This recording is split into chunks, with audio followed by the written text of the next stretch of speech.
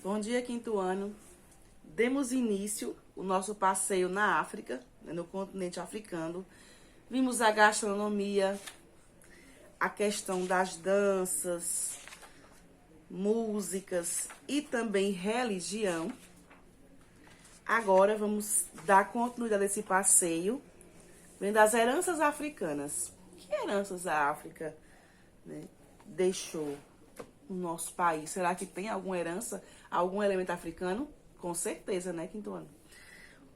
Africanos e indígenas deixaram muitos elementos para a construção do nosso país. Na formação e cultura brasileira, nós temos elementos importantíssimos da África e dos indígenas, que damos o nome de heranças. Lá na página 215, vamos estar fazendo esse percurso. Vem comigo. No Brasil, a cultura africana modificou-se principalmente porque os negros estavam sob a condição de escravos, servindo como mão de obra nas lavouras de cana-de-açúcar. Então, lá no início da história, nós conhecemos a história do africano que veio no navio, vieram acorrentados, foram escravizados de forma desumana, contra a sua vontade, para trabalhar na mão de obra, já que o indígena não tinha mais, nem a quantidade, e eles não conseguiam mais dominar os indígenas. Então, eles resolveram buscar outra mão de obra, Dessa forma desumana, eles usaram o africano para trabalhar na lavoura de cana-de-açúcar e, posteriormente, na de café.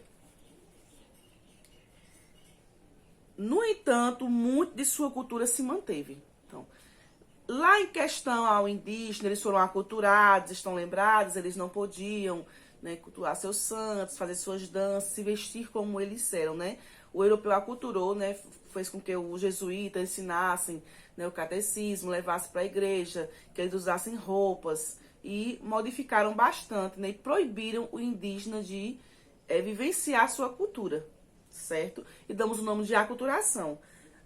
O africano manteve, de alguma forma a sua cultura, suas danças, sua crença foi mantida, certo? Mesmo com a situação da escravidão. A culinária, por exemplo, manteve a massa e os guisados. É o caso de vários pratos herdados dos africanos, como o cuscuz, a canjica, os cozidos com pirão, o mungunzá, a pamonha, a feijoada, as moquecas, o caruru de quiabo, o vatapá e o acarajé. São elementos da culinária africana que hoje são introduzidos no nosso país, Muito dessa alimentação nós, gostamos, nos aperfeiçoamos e são heranças africanas.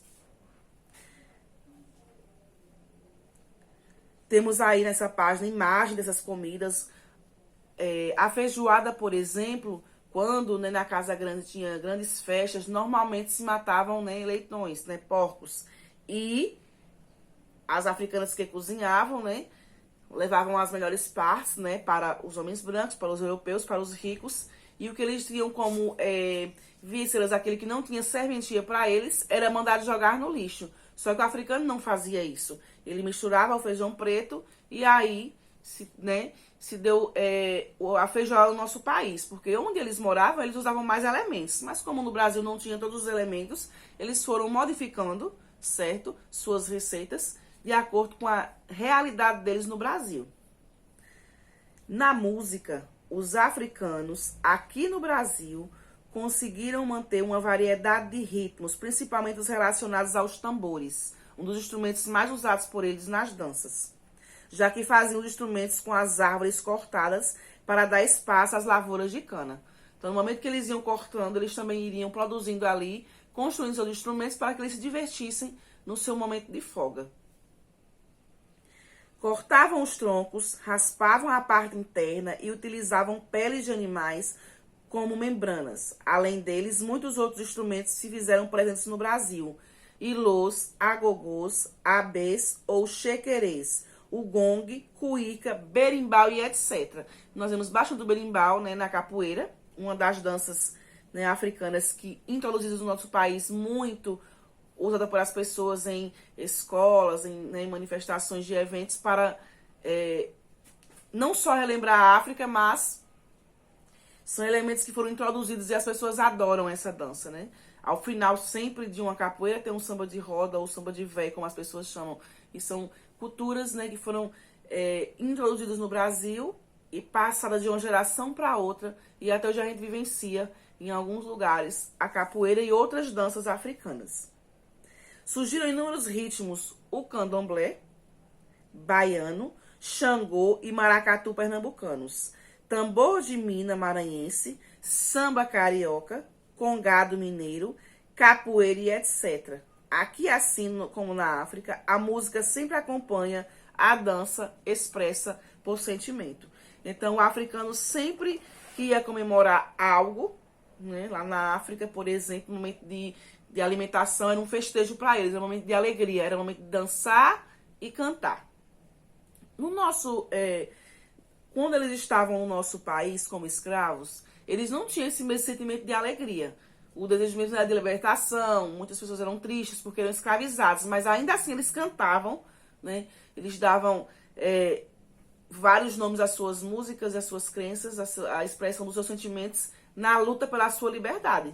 E aí eles também cantavam e expressavam ali o sentimento deles de dor, né? O desejo de serem livres. E saíam muitas canções, né? E ritmos musicais no momento em que eles tinham folga da lavoura da cana-de-açúcar ou do serviço na casa grande. A literatura, ela veio junto com as pessoas porque era predominante na tradição oral. Então, eles conversavam como indígenas, eles contavam histórias, como lendas, né? Pessoas que contam lendas na sua região. Então, era oral. Contava de pai para filho, e em geração ia passando nessa literatura, essas lendas. Assim como a música. A literatura está presente em inúmeros momentos marcando a vida das pessoas, tais como o nascimento, o casamento, cultos, festas. O contar histórias manteve-se como algo permanente e as aiás ou amas desenvolveram no imaginário infantil muitas dessas histórias trazidas pela oralidade. Elas contavam histórias não só para os seus, né, filhos, né, escravos, mas também para os filhos dos brancos, porque normalmente quem cuidava das crianças, né, dos europeus eram as escravas, que tinham levavam o nome de aiás ou amas, como se fosse uma babá, e cuidavam, né, até a idade adulta. Normalmente todos eles, menino ou menina, tinha, né, uma ama para cuidar deles. Normalmente amamentavam também essas crianças brancas, porque a mãe não tinha o leite, e cuidavam mesmo, como se fosse uma mãe até a idade adulta. Então, contava-se história também para essas crianças brancas, histórias, né, dos seus povos, não só o sofrimento, mas as alegrias africanas. E isso foi passando de geração em geração e dá-se o nome de literatura oral. Tanto na literatura como na música, há canto para inúmeras situações: provocação, trabalho, lazer, história, tradição, recreação, religião e etc. Então, olha que interessante. De acordo com cada momento que eles vivem, tem uma música, um canto e um ritmo para entoar. Então, é uma expressão de sentimentos que o africano tinha em cada situação em que ele vivia. E é exatamente a religião vivida pelos africanos aqui no Brasil que envolve todos os demais aspectos da cultura, gastronomia, devido à forma que eles preparam o alimento específico para cada celebração, né, ou festividade que eles realizam, a música, que é a presença em todos os momentos religiosos, a dança, que é a ideia de que os gestos fazem parte e representam a reverência aos seus entes sagrados, a literatura, devido à manutenção de tradição oral na forma de conduzir as rezas, loas e orações. Inclusive, muitos ritmos africanos estão diretamente relacionados à religiosidade aí do candomblé. Quando nós chegamos na capital, Salvador, é como se a gente estivesse chegando num pedaço da África. Mas por quê, professora, a senhora diz isso? Não digo só na questão do aspecto histórico da estrutura, porque muito que tem ainda naquela capital, a gente volta ao início da história do nosso país, porque foi lá que ancorou, né, o navio negreiro. Mas não é só isso, os elementos ficaram muito presentes na capital de Salvador, né, os elementos na mistura de raças, na formação do povo, certo? Na religião, na culinária, em algumas vestimentas, é muito presente na capital de Salvador, a África. E o candomblé, essa religião, né, que muitos africanos deixaram, né, e vivenciam ainda no nosso país, certo? Há algum tempo atrás não era tida como religião, mas como seita, mas hoje, né, existem leis aí que é necessário que respeite, né, essas pessoas que cultuam essa religião, porque é crime, né? Pessoas que antes derrubavam, queimavam ou até matavam pessoas de terreiros de candomblé, não só em Salvador, mas isso aconteceu também em Juazeiro, por conta do preconceito, e é necessário que a gente respeite o espaço de cada pessoa, porque são elementos africanos. Desde que a gente respeite, cada um vai ter sua opção religiosa e vai seguir, certo? Então, portanto, nessa questão aí de religião, para vocês terem uma ideia, eles trazem da Nigéria aí também, não apenas o candomblé, que significa culto e oração, o Xangô, que é um sistema religioso complexo oriundo na Nigéria, na África. Então, são elementos africanos que eles trouxeram da cultura deles. E eles não quiseram, né, perder essa religiosidade, a forma em que eles cultuavam, que eles oravam. E foi também traduzido no Brasil.